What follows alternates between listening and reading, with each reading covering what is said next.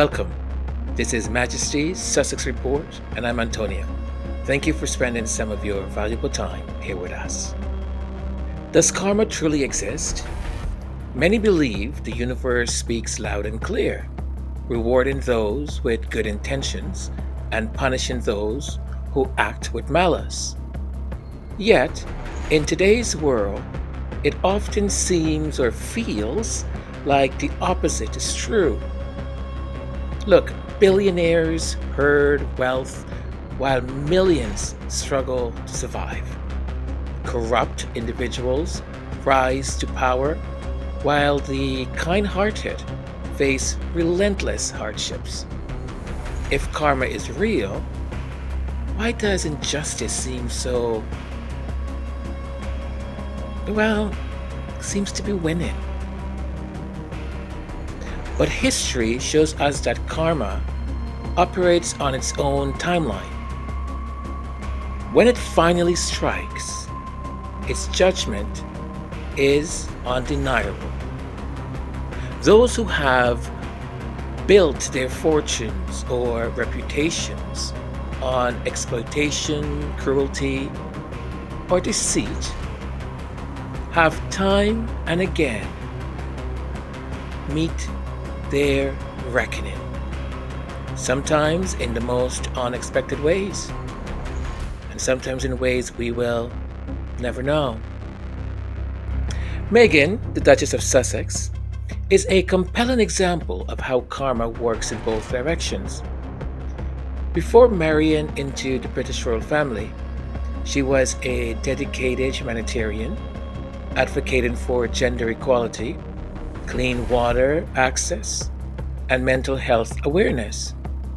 Yet, upon entering the firm, she was vilified, turned into a scapegoat to elevate a certain Kate Middleton and uphold the status quo. For 8 years now, the media has relentlessly attacked her, distorting her character, fabricating narratives, and fueling global harassment.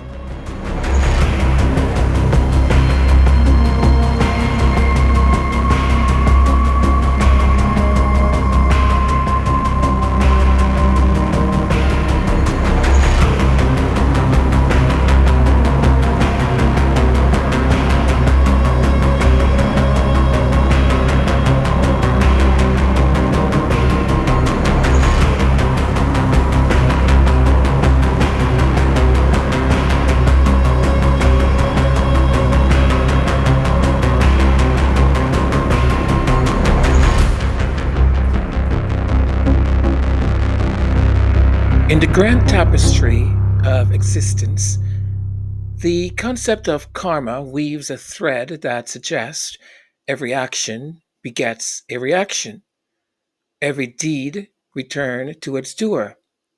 This ancient principle, rooted in various spiritual traditions, posits that the universe maintains a balance, rewarding virtue and rectifying vice, often in ways that are not immediately apparent. Throughout history, tales abound of individuals and empires rising to great heights through dubious means, only to face eventual downfall.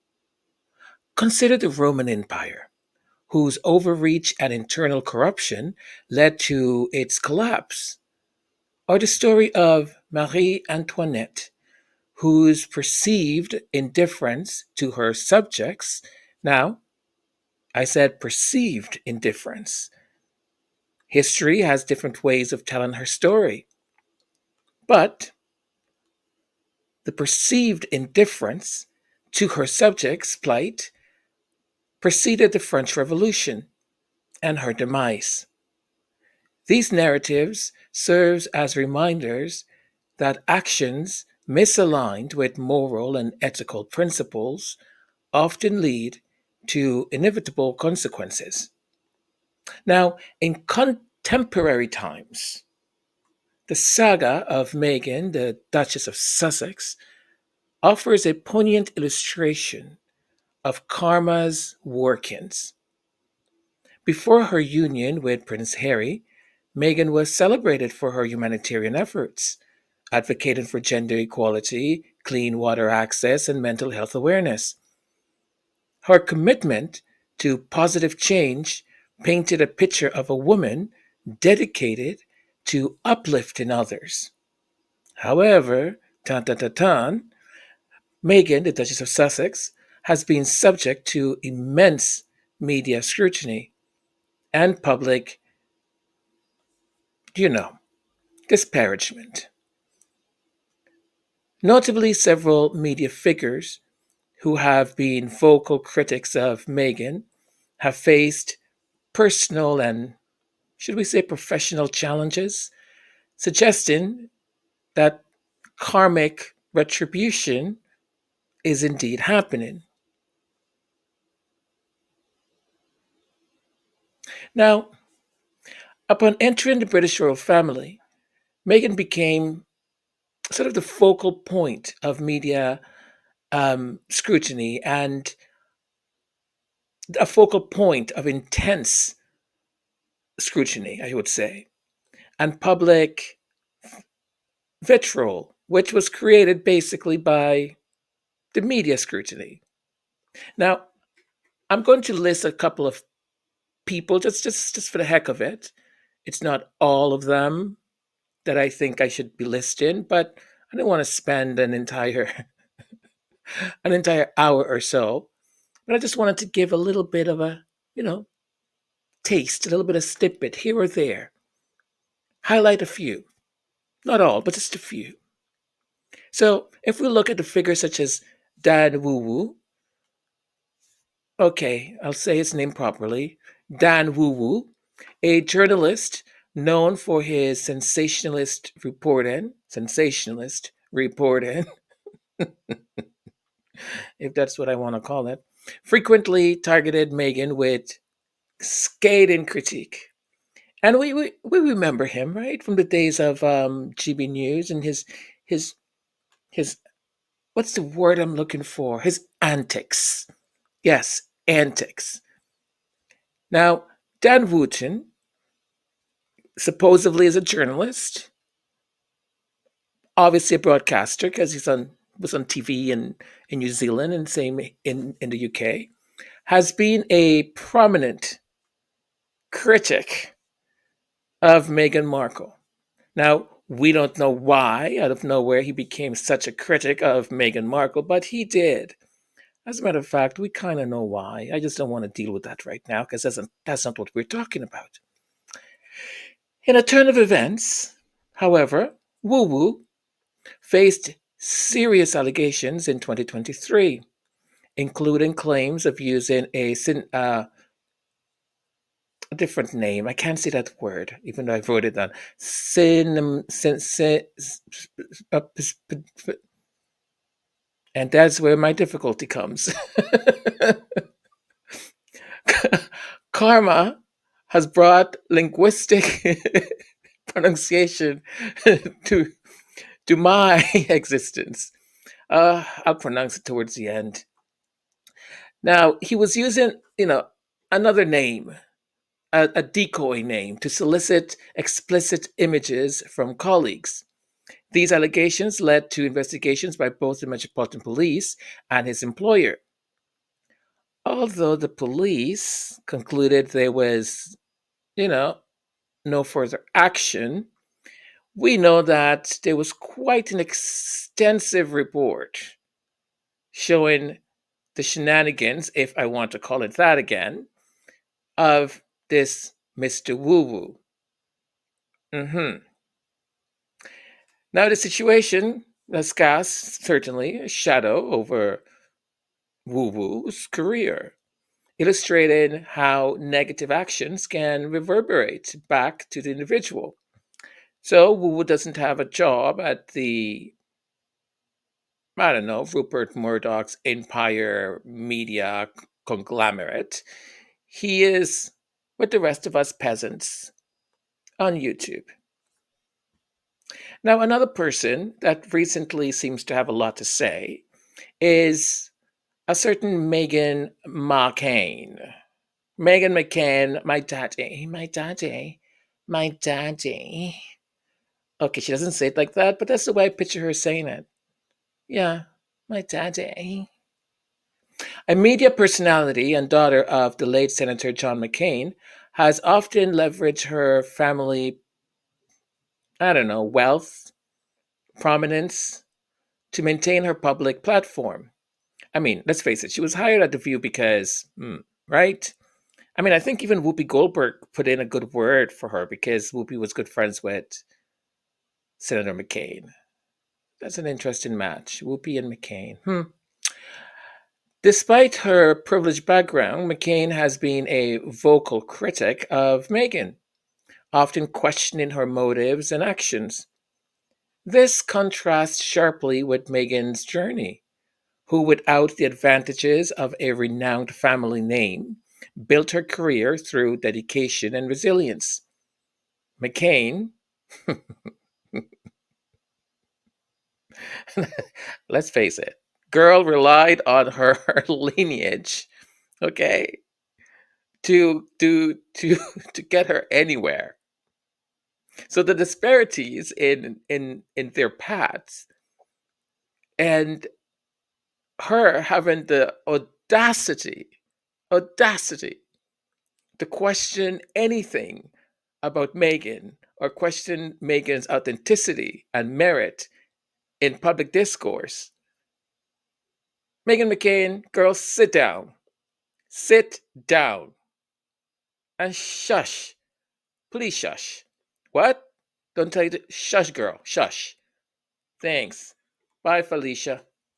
Next one. Now, PP Morgan. PP Morgan.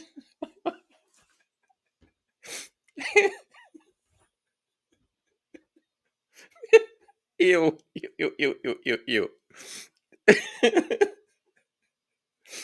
Disgusted. PP. Center yourself, Antonio. Center yourself. Okay. Um, Morgan, a well known television personality, has been one of Meghan's most outspoken detractors. His relentless criticism culminated in a controversial on air dismissal. Oh, I mean, brilliant, brilliant, brilliant, brilliant. His dismissal of Meghan's mental health struggles, leading to a widespread backlash. As a matter of fact, I thought the backlash was tame. Okay, quite tame. Subsequently, another word I'm having difficulties pronouncing. Subsequently, again, I'm not going to attempt it a third time. Morgan departed from his high-profile position on a morning British show and transitioned to hosting a program on on the platform for the peasants. Welcome, PP Morgan.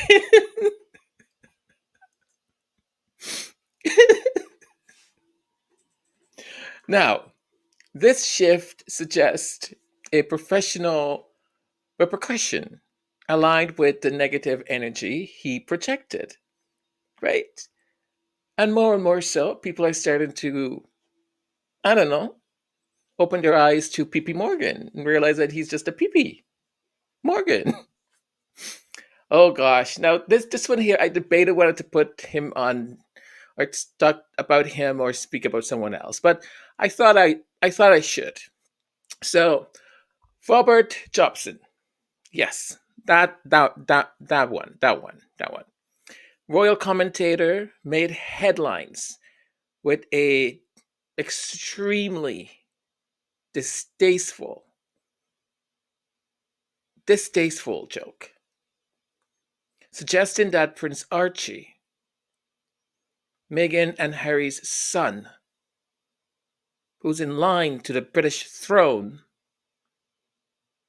could be dangled over the Buckingham Palace balcony, akin to Michael Jackson's infamous act with his son. Disgusting. reprehensible. That remark was met with public outrage, highlighting the insensitivity, I would say right out racism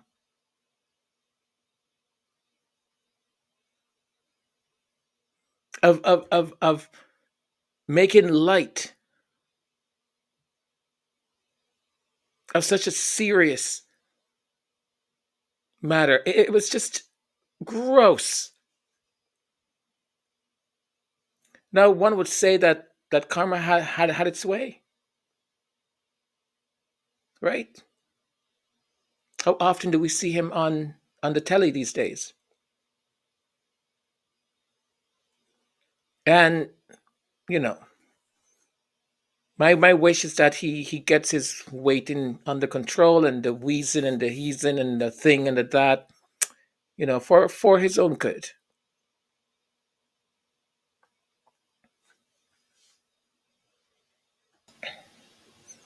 Now there are many more that we can, you know, talk about, but I just thought, why?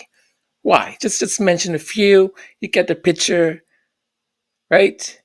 Now, I don't know if you folks remember Lawrence Fox and Calvin Robinson over at GB News. They got the pam pam, the axe also. Bye bye, ciao ciao. And Calvin has been lately in the news. Cry me a river, cry me a river, cry me a river over you. He's been crying himself into a river because I guess the what is it? Someone called, what's the name? The Orange Menace. That's it. The Orange Menace, I guess. Now they've revoked. How did this man? How did this man?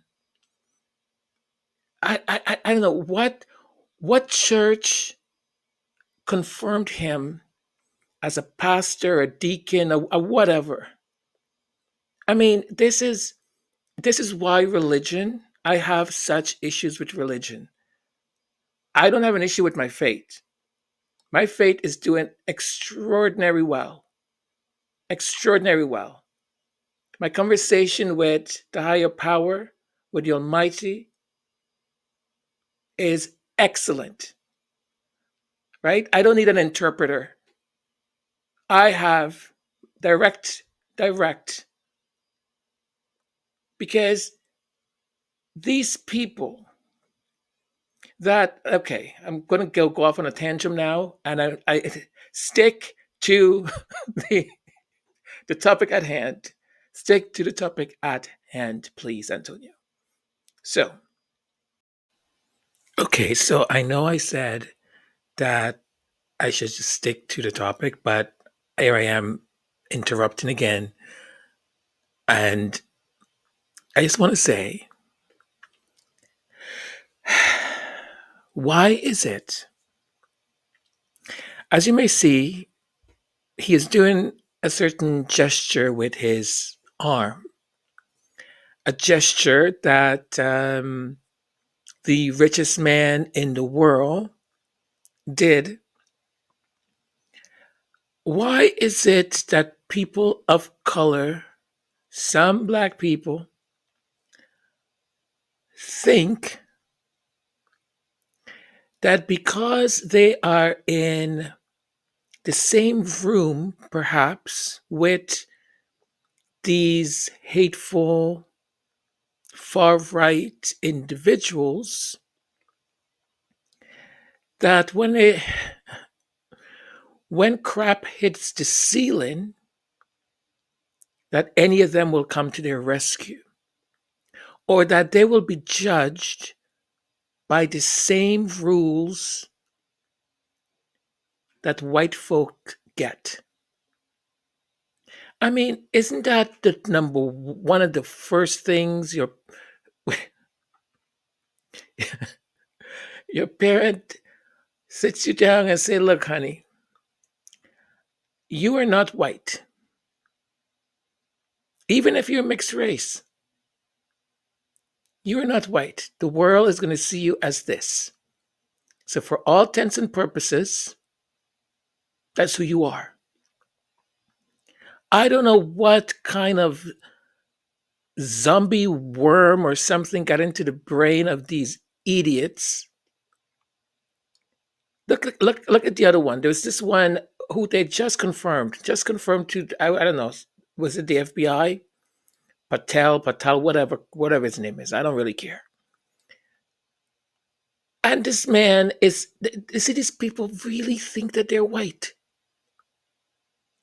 And they think that when crap hits the ceiling, that the rules that white people get, they will get the same privilege because they're hanging out with white folk. I'm sorry. I've got a lot of white friends, and I'll tell you something. I know there are different rules for them as they are for me. So I carry myself very differently than the way I see them carrying themselves. Because they get 8 lives, okay? Most of us, we just have this one. That's it. Why in baby Jesus' name would this fool? Uh, let's get back to what I was talking about. Karma, right? So Lawrence Fox, Calvin Robinson, even Eamon Holmes, as an example. Remember? Remember all those folks? Remember there was a whole bunch of them? Now, where are they? Some of them have gotten divorced. Some of them, I don't know, fell down a stair. Some of them, this stuff that has happened. Now, my wonderful colleague, if she would allow me to to say to have the privilege of calling her a colleague in this space, VS speaks royally. And listen, if you're not a subscriber of hers, please subscribe. I will drop her link in the description. So if you're not a subscriber, please go over there. She's absolutely fantastic. Now she has, you know, the lady in black. Now the lady in black has a relationship with karma. Okay, I'm just saying the lady in black has a relationship with karma, and we know that the lady in black has her eyes on a few people, right? People like Tammy Faye Schofield, people like Latrine, people like someone I know, Roberto, I think. I don't know. I'm just saying things. I don't even know if these people's names are right. Ozempic, allegedly English. I don't know. No, I don't know anything. I'm just allegedly. These are just names that are just popping out. I'm grabbing them out of the air and just saying. So the lady in black has an eye on them, and I wish them bon chance, good luck. Now, I, karma has its cosmic mechanism, or we can call it that, I guess. Karma operates beyond immediate perception, ensuring that energies, positive or negative, return to their source. Those who propagate negativity may not face immediate repercussions, but over time, the energy they emit often manifests in their own lives. So, sometimes we go, oh, why I'm this person and they've done all this evil, all this stuff. Do you know something that I learned a little while ago? Well, two things. I'll try and make them really quick.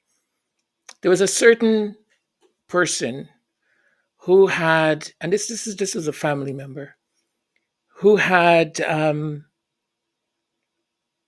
said some awful things to my mom, and I wasn't there when these awful things happened. But when I was away, when I returned back home, I knew my mom was distressed, and um, my dad was not in the country; he was abroad, and I remember my mom saying, because my brother had said to me, "Oh, this is what happened," and blah blah blah, and I was like, "How dare he? Like, how dare he?" Right? And I remember being really angry, and I was like, I'm gonna call my dad. I'm gonna tell my dad, and my mom said, she goes, "No, no, no, no, no, no, no, none of that, none of that." She goes, "Your dad doesn't need to know any of this." She goes, "It's not. This is not going anywhere else because God is already on it. God is already on it." She goes, I don't wish I don't wish him anything, but whatever he said, whatever he did, that force, that energy, that thought is not mine to hold. It's not ours to hold. They belong to him. Therefore, he is responsible for it. I didn't completely understood my mom at that point because I was just mad. And I was like, I don't understand. Why is she like this? Why is she like we I'm gonna tell dad, and I know dad is gonna do this and this and this, and so funny. Years later, I'm not saying like it was a year or two, like a few years later, I will say, uh, gosh, can I go a podcast without getting emotional? My Okay, I'll say it this way. My mom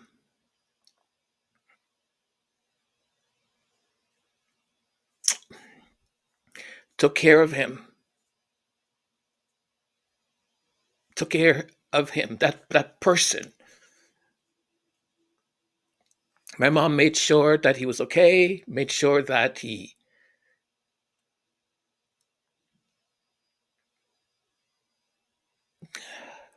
I mean, money is not everything, right? But stuff started to happen to that man. And one after another, after another, after another. And my mom picked up the phone and she called him and she said, "What do you need? What do you need?" And I remember that being one of the biggest lessons for me, biggest lessons in life. Karma has its ways. It has its ways, takes its time, but it does have its ways. They say also that conversely, individuals who act with compassion and integrity tend to attract positive outcomes, reinforcing the principle that we reap what we sow. We may not see it immediately. It may take a while. And the idea is not that you are just because look, karma, life, destiny, fate, the universe knows our heart, knows our soul. So if you're doing things looking for a reward, that's not how it works, right? And remember, there's that thing where it says it will come back to you 10 times, 10 times fold. They'll come back to you. So these people that are creating all of this energy, The other sort of quick example I wanted to bring in was, you know, there is a public facing image that people have. And sometimes at one point I worked with this very um I have to be careful how I say this. They are people who have a very outstanding public facing personality. They also could be known for being mean spirited and not nice people, right? And you may think they have all the riches in the world. They live in a big fancy penthouse, and they have this and that, and these material things that we perceived as perhaps success, or however we want to put it. And many times, once that door is closed, their personal life is a complete mess, a disaster. Alcoholic, drug addict, uh, uh, um, and an assortment of issues. Happiness does not come to their door. Joy avoids their door. They have no spark, no hope in their eyes. It's just vacant. So we may not see it. We may think, oh, this person still succeeded. This person still having all this stuff. Oh, behind closed doors, the misery, the misery. So again, what you reap is what you sow. So cultivating positive karma is what we aim for, right? Mindful intentions. Act with genuine goodwill and integrity. Compassionate actions. Engage in deeds that uplift and support others. Self reflection. Regularly assess and align your motivations with ethical principles. Why am I doing this? Resilience in adversity could be one of the hardest things to do. To view challenges as opportunities of growth or for growth, maintaining a positive outlook. That sort of cheerful personality. It's not easy, folks. It's not easy. I'm known many times in my in even in my family, in my work environments that I've been in, to be, oh, Antonia's always so positive, always has good energy. And that's not the case all the time. Many times I'm exhausted. I get home and I just collapse because I'm just exhausted from having to be positive all the time, or deal with negativity and that sort of bombardment of dark energy all the time, to have to be combating it all the time. Sometimes I just want to be left alone, but I have found um, that we all need to recharge.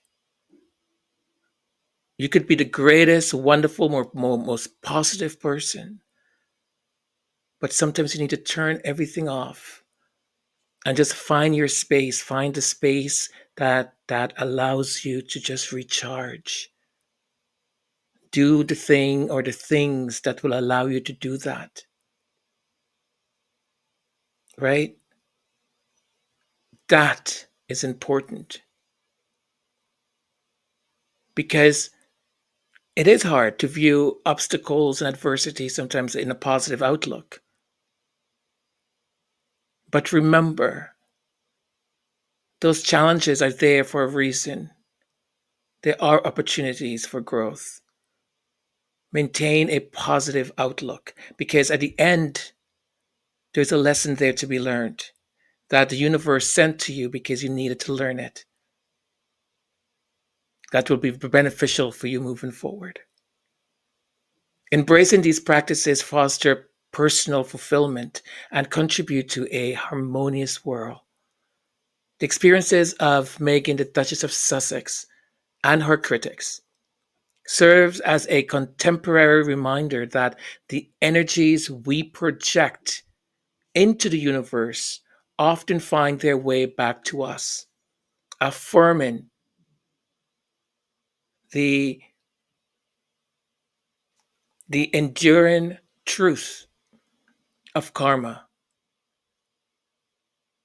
and embracing positive principles.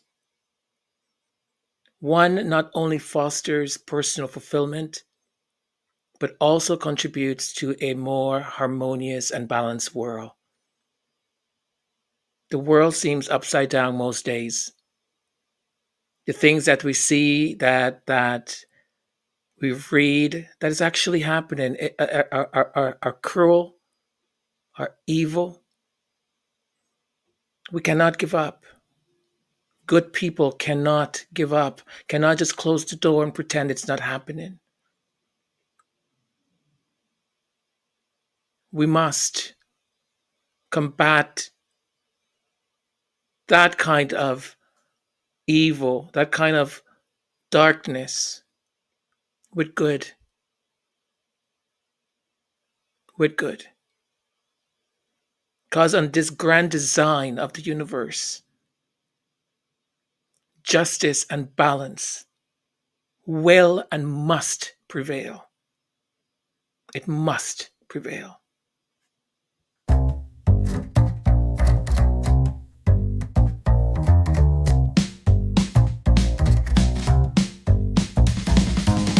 Now it's time, let's take a peek. Your voices shine, your words we seek. Join the chat, let's hear you say. Squad's got thoughts, let's dive today.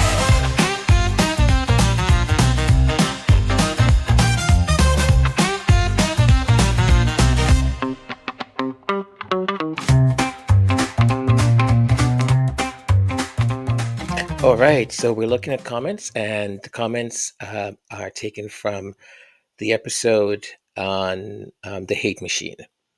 And Connie says, "Hello, Antonio. Late, but I'm watching replay. Megan is smart, beautiful, successful, strong, and that scares strolls, royal family, royal rodents. They want to be her, have what she has, but cannot. Hence the hate." Connie, I think you're wrong. I hate to say this. Can you folks imagine if I said that? But Connie, you're 100% correct. Correcto. Um, I mean, what else can I add to that comment, Connie? I think, when everyone wants the thing that you've got, right? Everyone wants it. So you are so sure, you're so used to everyone wanting this thing that you've got. And then this person who you already think is inferior to you, you're like, okay, I'll let you play with it for like, I don't know, maybe a day. And the person grabs it, they look at it, and they're like, nah, that's okay. I don't want it. Bye. That is basically what Megan did. So can you imagine the outrage? Can you imagine the like, how dare you? Because remember, every person, in quotation here, supposedly that's what they want. And when Megan realized that that thing is defected, that thing does not work properly, that thing has all these complications, to it. And not only that, it was going to restrict what she can and cannot do, who she can speak with, and all of that.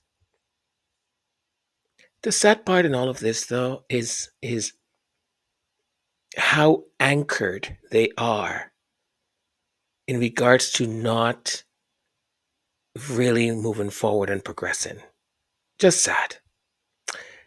Thank you, Connie, as always. All right, and here's our next comment from Joan Garcia. Joan said, "Hi, Antonio. I wish the haters would hear your podcast, yet they're too filled up and blinded by hate to see beyond it. Just love how Harry and Meghan continue to enjoy their lives and their interests. Take care." Thank you, Joan. Um, yeah, I mean, when I create content, I create content for us, right? But in the content, I always think about the person who might just by accident or somehow ended up on the channel, and all they've heard about Meghan and Harry is what they've heard from the media. So there's always an element there that I want to always leave open in my content, but that particular episode was really directed at people who have been doing this for a while. And I think they don't realize how, or maybe they do, but it's become this sort of mental health concern. Because when I read some of the stuff that people post, and this was, I think, not I think, I know it was partially because of the People magazine comment section when I wrote that response that I wrote, and they decided to um, take it off the site, and it really, uh, total honesty, it kind of shocked me because I honestly did not think what I wrote was anything derogatory or pointing anyone out or anything like that. It was an observation, a thought observation of the people who engage in this behavior, right? And it is quite interesting to kind of try to create some kind of conversation or to be rational with someone who doesn't want to see the truth in front of them. I've seen many reports and clips of people who support the Orange Menace and who belong to that whole mega cult, and you can show them evidence of things. You can explain it to them, and they just don't want to believe it. They're so deep down in this falsehood that they would prefer to die with the falsehood than admit that they've spent all this time believing in a unicorn or something, right? It's really sad, but I do think sometimes I look at some of this stuff.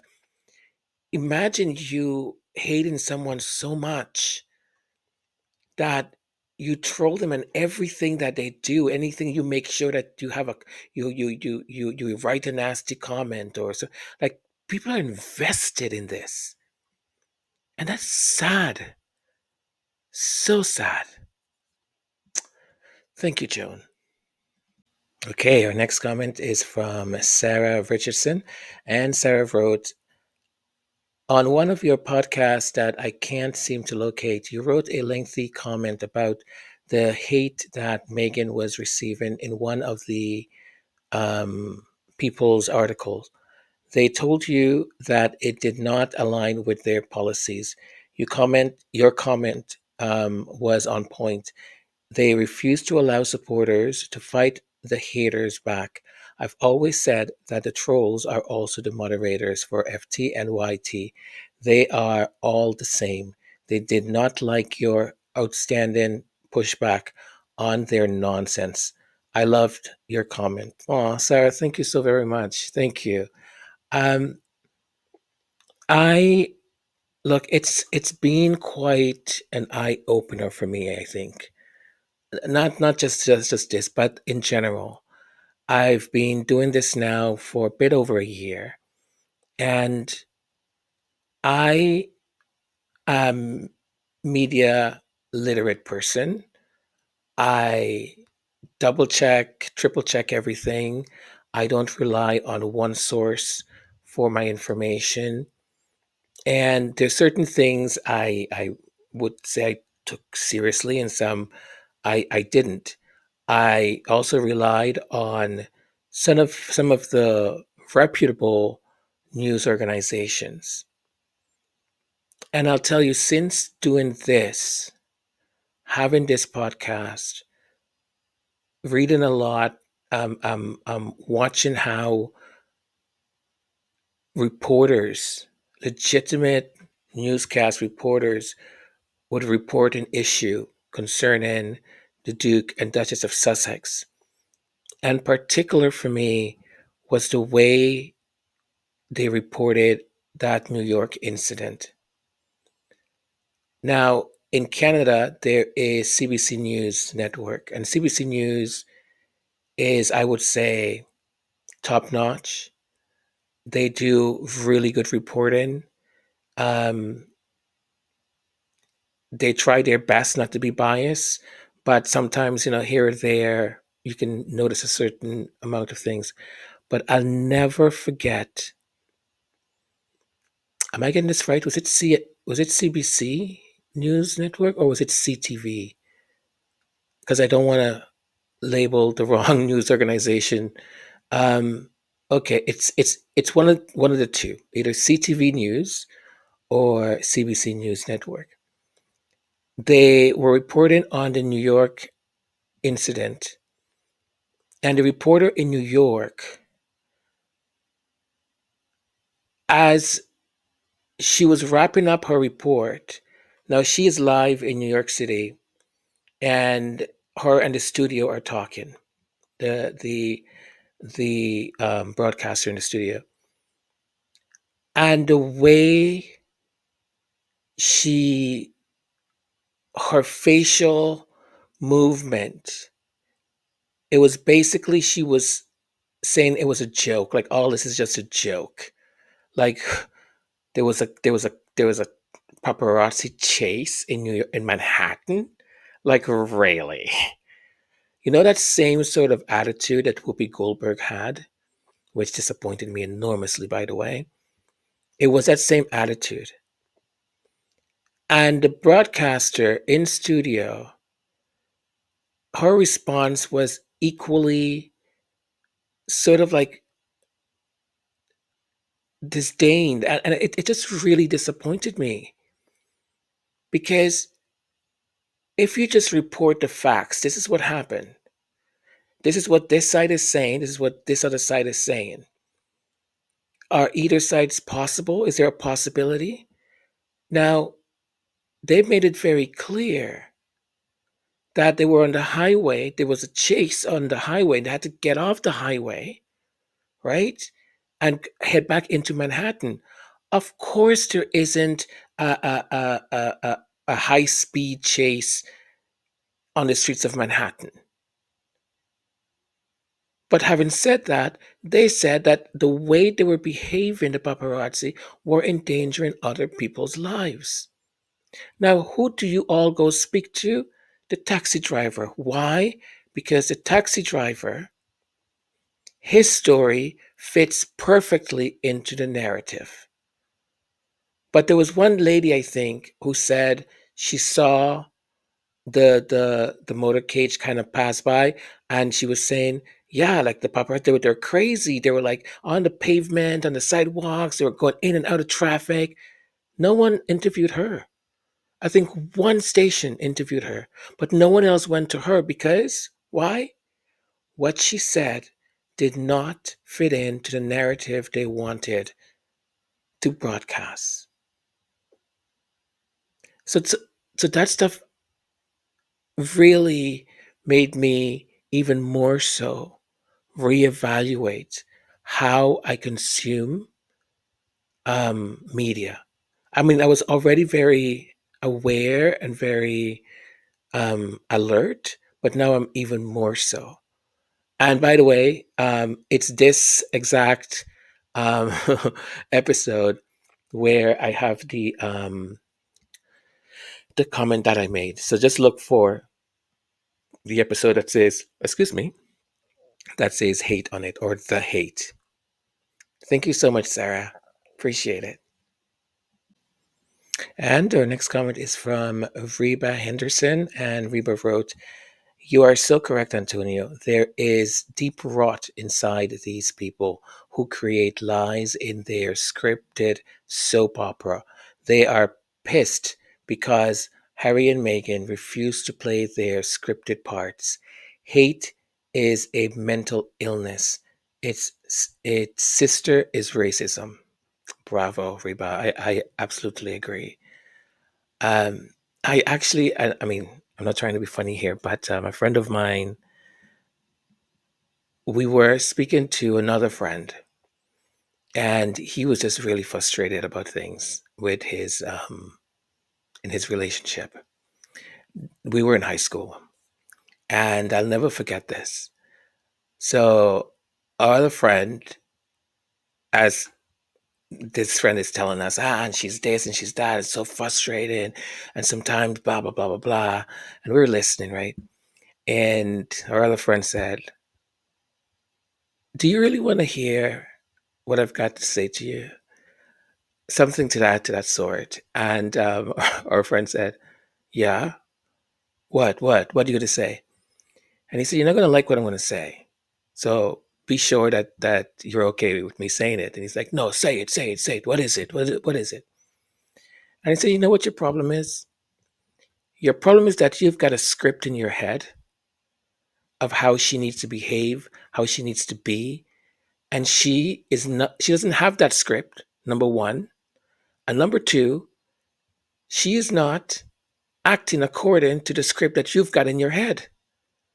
He's like, "What do you expect of her? You expect her to know that you've created a script in your head as to how she should behave, what she should say to you, how she should act with you?" He's like, "Dude, at least take the script out of your damn head and talk to her. And if she doesn't want to, like, if none of this stuff, it's if none of it is her thing, then you guys shouldn't be together."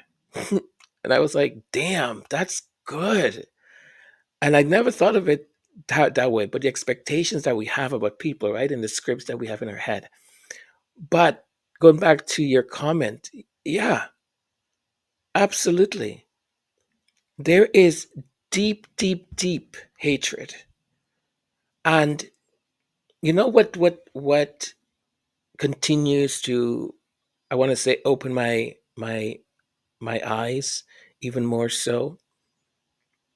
I am honestly shocked and surprised how quickly so many companies, organizations, and I'm going to use the analogy of bending the knee, but bend the knee to the Orange Menace and started to close down the DEI programs, started to just report the news, even like their commentators watch this man say absolute nonsense, then they somehow make it as if it was the most intelligent, thought provoking thing he's ever said. And I'm watching this and I'm going, that is not what he said. Like what he said was total nonsense. Not only that, they report on issues that they give it this spin and this angle as if it was a good thing when everyone knows it's not a good thing, but no one calls him out on it. It's been quite surprising to me. I had this well, not so much a colleague, but he worked in a different department. He was this older fellow.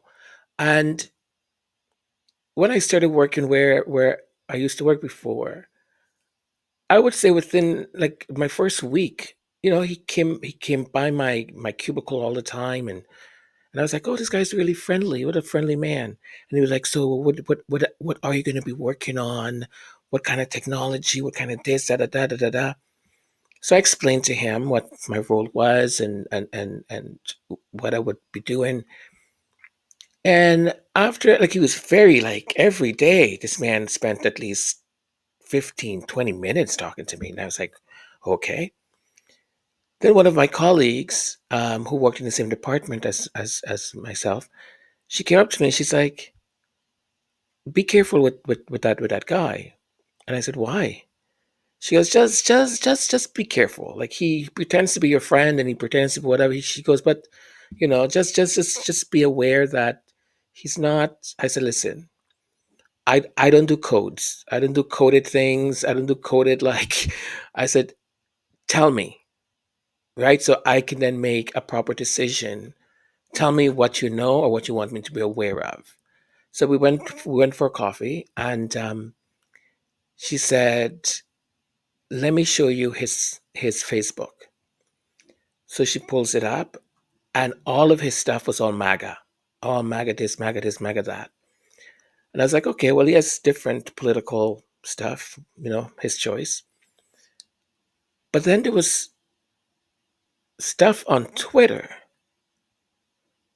that he reposted that I was like, oh my gosh, this is blatant racism. And it just made me think. I'm like, you never know, the person right next to you or this person at work that is befriending you actually hates you. And the only reason they're befriending you is because they want to know what you're working on, either to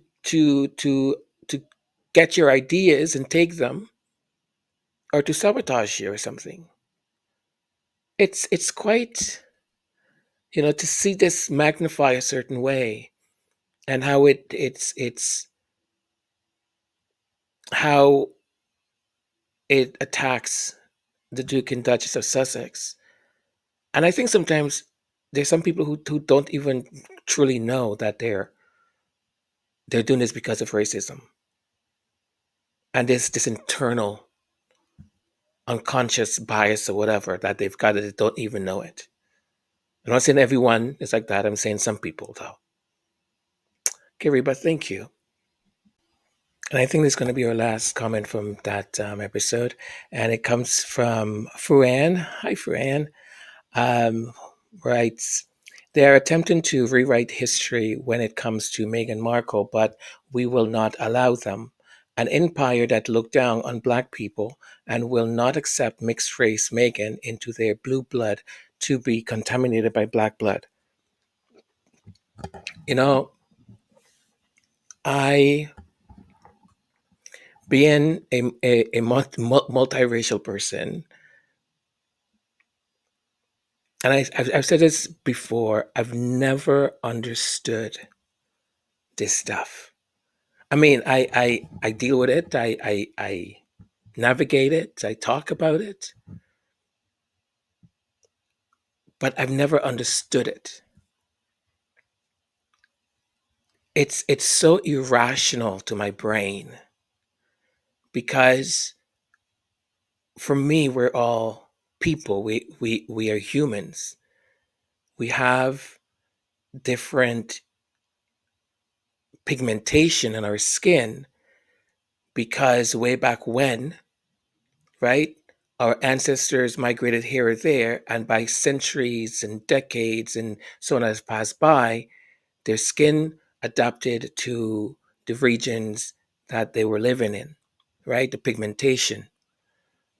And also knowing that our mother, right, as far as we can trace our history back as humans, is a woman from Africa.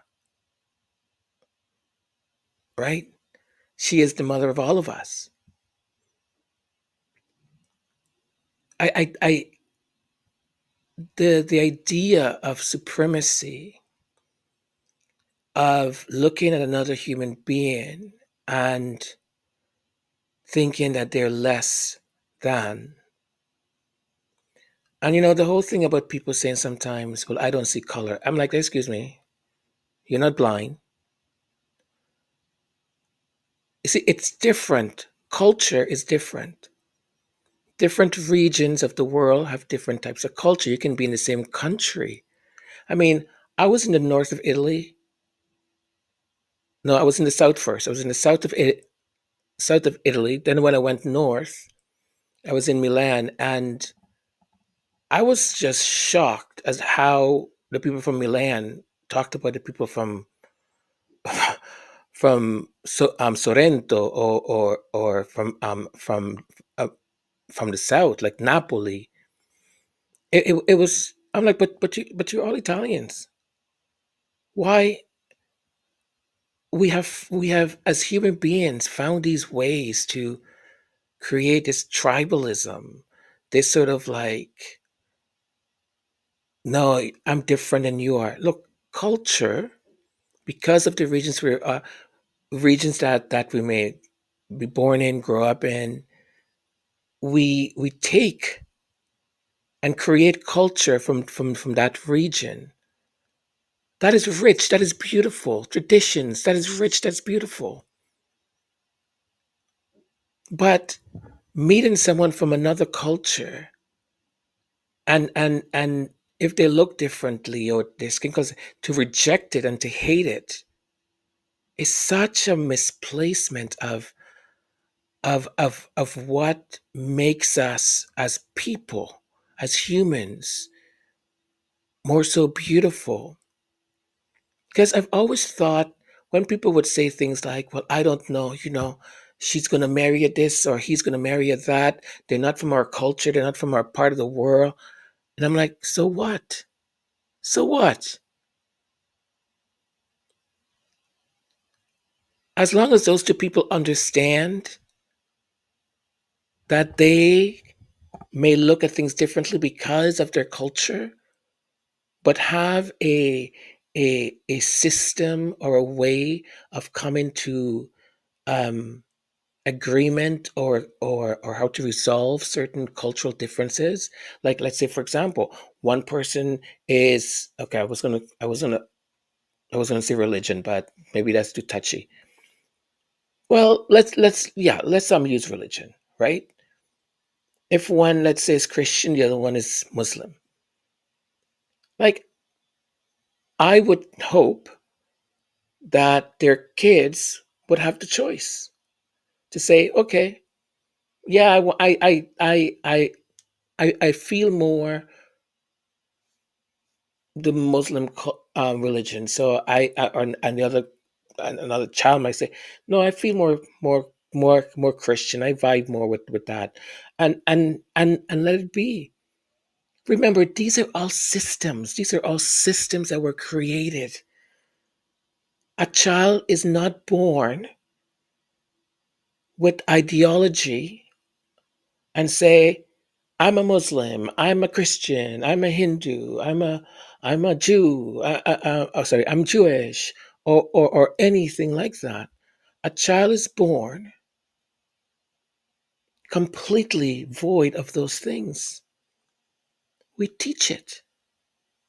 So all of it is constructed. We construct these things.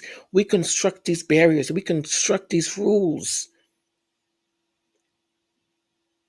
So in order that we can create tribalism.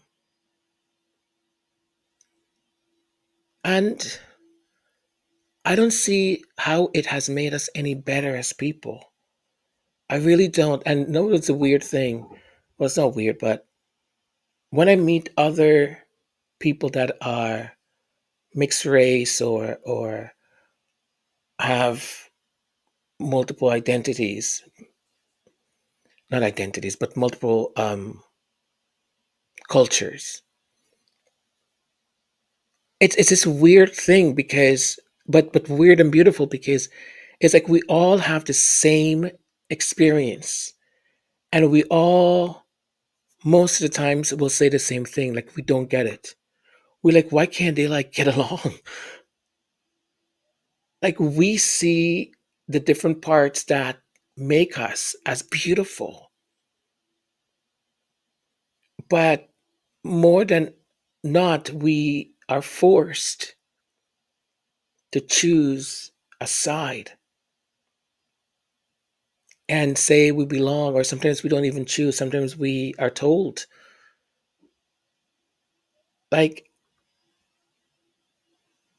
you know, I know that one of my cultures accepted me without question. And I'm going to get emotional again. Accepted me without question. While the others just looked at me like, it's quite interesting.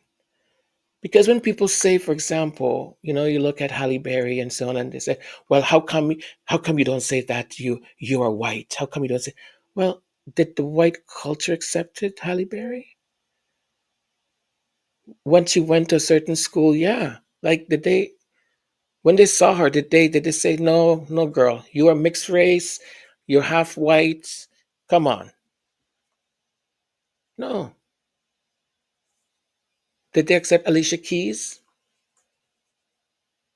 No, right? Because in some people's head, the superiority complex of having that pale skin supposedly makes you better. And you having just one drop of black makes you contaminated. So it's just bizarre to me. So bizarre. So weird. Anyways, Fruan, thank you.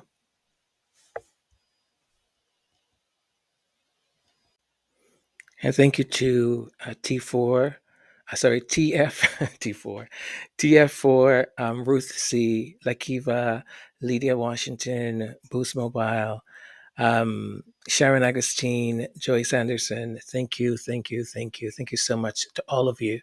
Thank you for taking the time to leave a comment and being part of this community, being part of this channel. I appreciate it very, very, very much. Thank you so very much. And we have arrived to the final slide.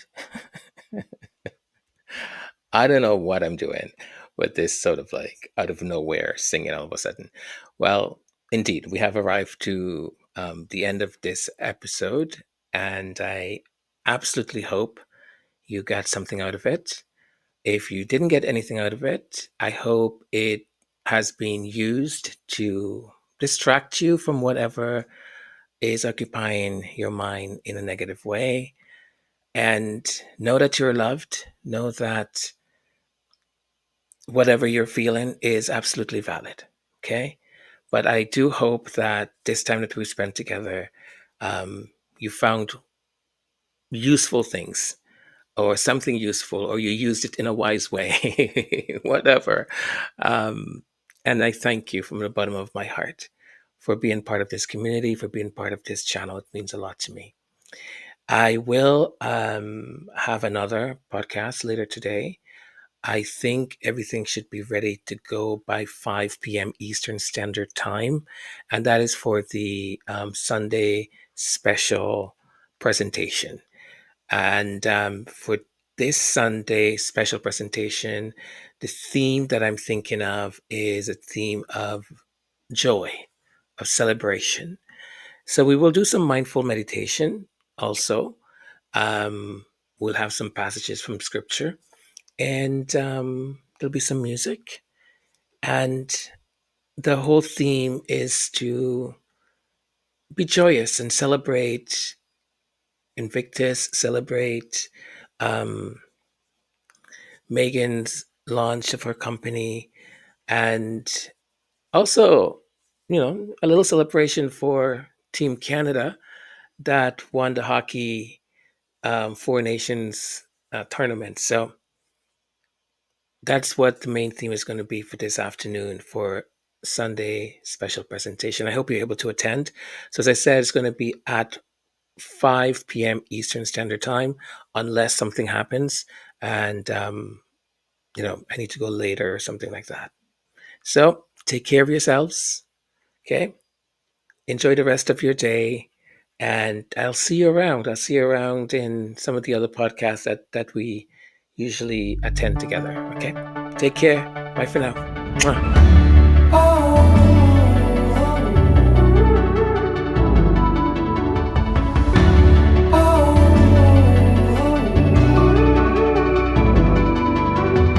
Troubles at your door. Oh, come on, let's tell it time to go. Oh, if there's one thing that I know. Oh,